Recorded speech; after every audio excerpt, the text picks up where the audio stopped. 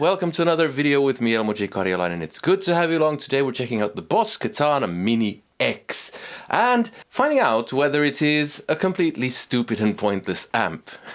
No, in all seriousness, I have tried the Katana Mini, the older version, the smaller sibling of this, and really liked it. But right from the get-go, I have a couple of, shall we say, reservations about this amp.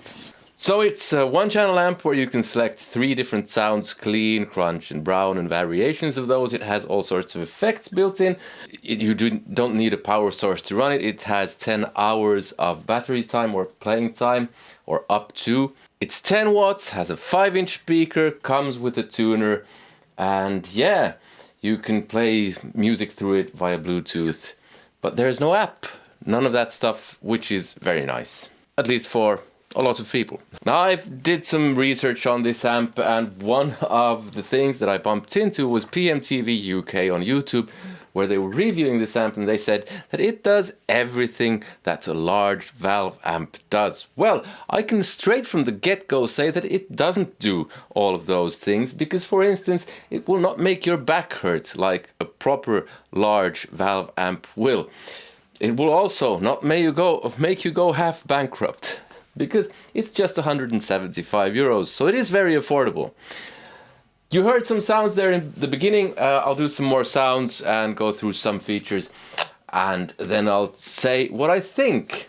Alright, so I have to redo this because everything was wrong with the previous shot. But anyway, here are some sounds. This is a custom Strat with a humbucker, single coil, and a stacked humbucker, so you get all sorts of different things. Clean sound. Here's the variation button. It just turns everything flat, but I have everything pretty much flat. Maybe I'll try that later. I like mids, but let's just scoop the mids a bit and add treble and bass.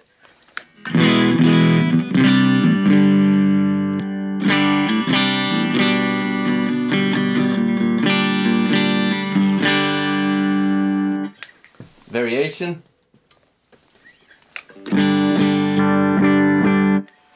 Good for bass and acoustic guitar, according to them, I think, if I remember correctly. I personally much more prefer mids, because this is a mid-range instrument. So adding some mids, dropping treble and bass.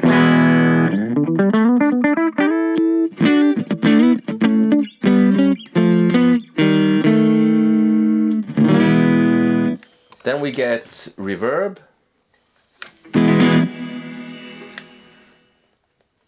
spring reverb, delay, and reverb.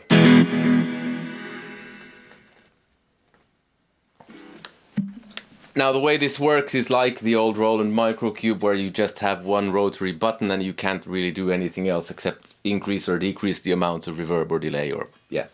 It has effects, chorus, phaser, tremolo, T-wah, which for this turn off the reverb.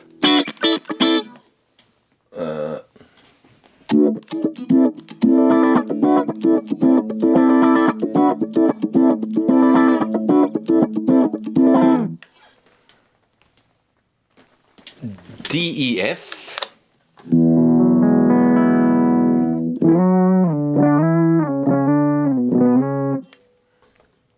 Octave.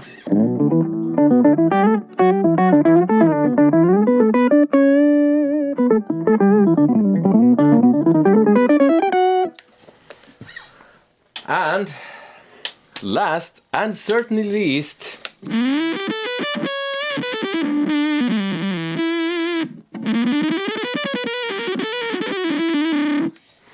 now this is called synth. And if I had a keyboard player in my band who used a sound like this, I would instantly fire him. If there ever was a sound that epitomized the saying, sounds like a fart in a bag of crisps, this probably is. Except it smells worse. Why did they include this?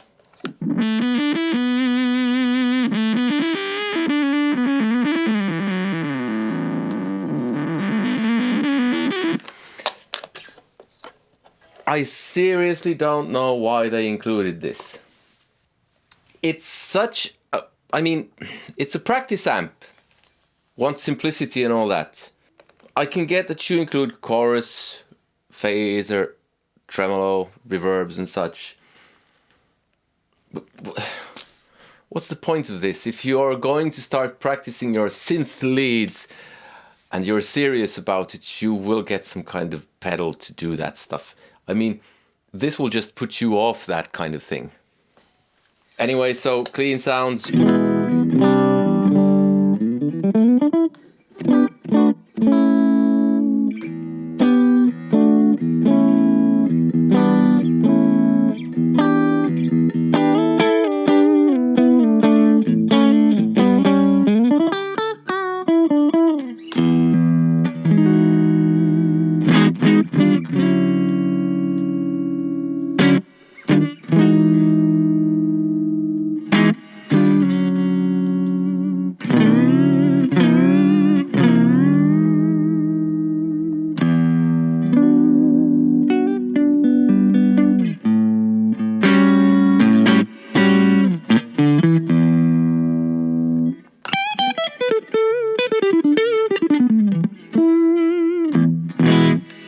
Before I go on, I would like to say that this video is sponsored by the good people who support this channel, because I buy the gear that I review so you get an honest review. The idea here is to help and or inspire you, so maybe you help and or inspire other people, thus making the world a better place. I don't think we should just go on saying everything is great because we've been paid to say so.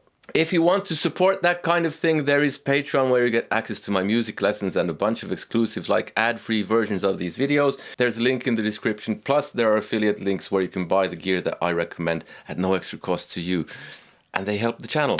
Over to the crunch. Gain halfway.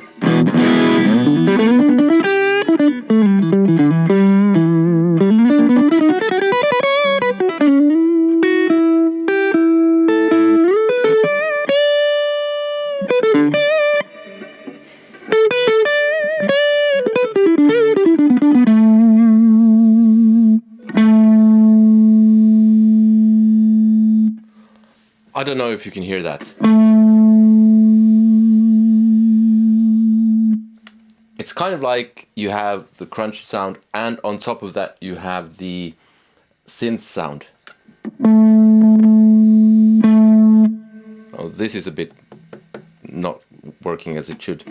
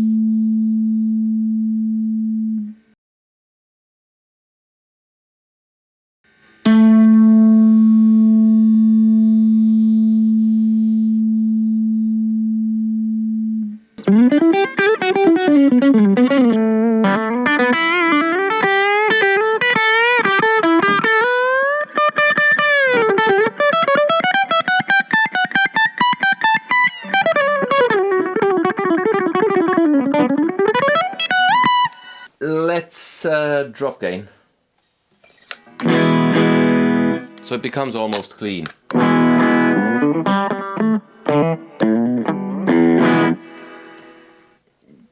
Let's add gain.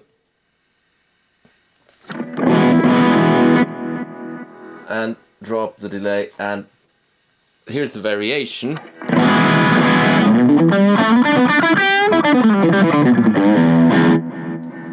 Now here's what Dagan from PMTV UK said, I think his name was Dagan, that because this is an analog amp, it cleans up nicely when you turn down the volume on your guitar.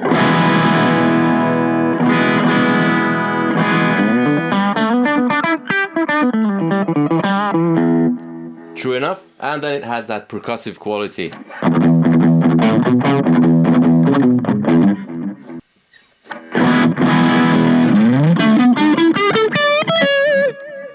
Yeah, turn off the variation.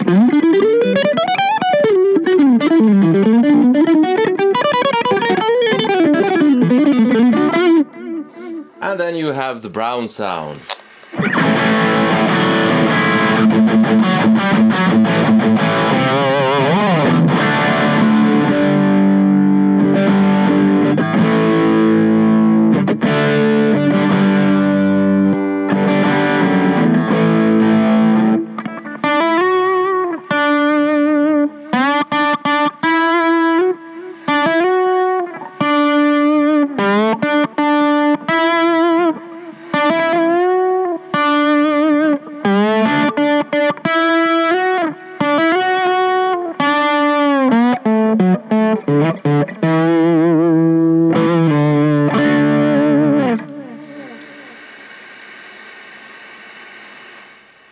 As you can hear, there's a bit of hiss going.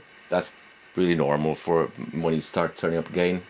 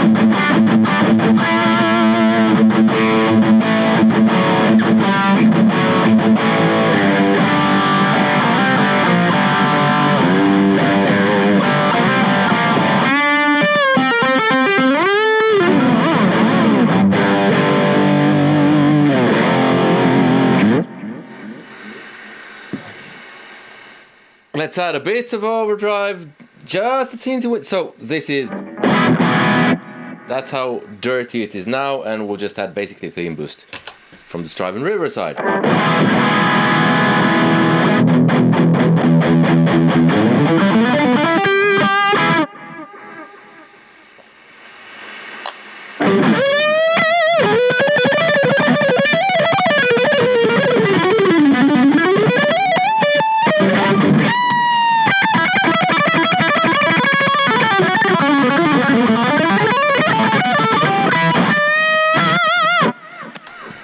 Just in case you don't believe me, here's that with the phone as well, because I don't know how well that microphone will be picking up the resonance, whatever it is.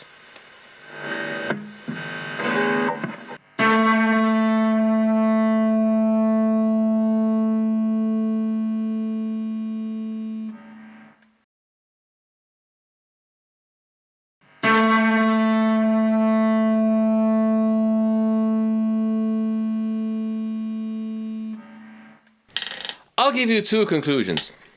I'll give you one with the assumption that it doesn't have the resonance, and I'll give you one with, well, this being what it is. Because the last time I tried it, I didn't get that resonance. I don't know where it's coming from. I haven't played it anywhere near full volume, So it shouldn't be the speaker. If it is the speaker, it's just rubbish. Obviously, with this one, you don't want to get this. Why would you get this? It's not good at all. And one of the things that was mentioned, I think it was Guitar World said that now it has the wooden enclosure, that the old Katana Mini was plasticky and not worthy of the Katana name, where I think plastic perfectly sums up the Katana range. I have only tried the 50, that's the biggest one, not the artist version. And here's the deal, even if it didn't make that weird resonant sound, I don't, for me, this is speaking purely in terms of what I would get. I see no point why you should get this amp. Is it pointless and stupid? Well, no. For me, it's completely pointless. Doesn't mean it's stupid. I understand kind of why they made it, because they have the Katana Mini and they have the Katana 50 and there's nothing in between, but I would expect something more along the lines of a slightly larger one than this, that you might be able to gig with a bit, at least, like a 20 or something like that. Because the Katana Mini is smaller than this. I think it sounds just as good, if not actually even better. Where I used to work as a middle school teacher, we had one Katana Mini that I reviewed on the channel, and it sounds really nice. This is okay. There's a difference in speaker. I would have to A/B them, so memory might be clouding my judgment here. But I think I actually preferred the Katana Mini. One thing that it had a separate amount and time control for the delay, if I remember correctly. It didn't have reverb or any of the other effects. For me, I don't need anything else apart from delay. Reverb is nice to have. All the other stuff, I don't care about that. And it's 70 euros cheaper than this. So yeah, while this might not be stupid, for me it's pointless. Absolutely, I don't know why you would get one. Or I can't see myself getting one. Pair that with the fact that you can still get an old Microcube. In Finland, you can get them for around 50 to 70 euros. That's over 100 euros less than this. And they sound better, in my opinion. By quite a lot, actually. So yeah, for me, I mean, some people level this at me on occasion. I never like anything. No, that's not the case. I like lots of things. I've liked the Microcube, the Katana Mini, the Black Star Fly, the Tube 15 by Harley Benton, the Spark amps, and a whole host of others. If you want to check out my top 10 practice amps, I've linked that in the description. If you want to check out my review of the Katana Mini, that's here. I don't recommend this amp. Resonance or no. I just don't. For me, I don't see the point of it. I hope you have some use of this video. I hope you found it entertaining. Above all, I hope you have a nice day. Take care. See you. Goodbye.